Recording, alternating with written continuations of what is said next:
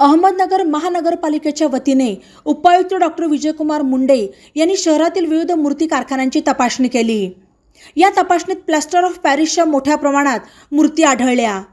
शासनाच्या मार्गदर्शक सूचनेनुसार पर्यावरणपूरक मूर्ती निर्मिती करण्याचे आदेश असतानाही अनेक ठिकाणी प्लास्टर ऑफ पॅरिसच्या मूर्ती निर्मिती होताना आढळल्या। या संदर्भात महापालिकेत झालेल्या बैठकीत पर्यावरणपूरक मूर्ती तयार करण्यात याव्यात याबाबत स्पष्ट सूचना देण्यात आल्या होत्या। शहरातील पर्यावरणपूरक मूर्ती निर्मिती करणाऱ्या कारखानदारांनी महापालिका येथे अधिकृत नोंदणी करावी असे आवाहन करण्यात आले आहे।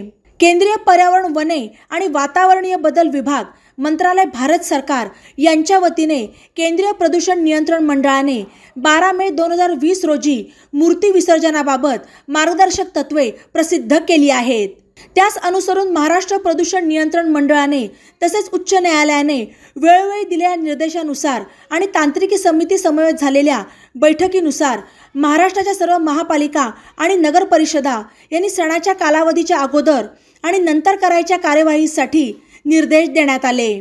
तसेच या निर्देशांचे उल्लंघन झाल्यास पर्यावरण अधिनियम 1986 अन्वये संबंधित कारवाईस पात्र ठरतील असा इशाराही देण्यात आला। ई नवा मराठा यूट्यूब चॅनलला सबस्क्राइब करा आणि बेल आयकॉनवर प्रेस करा।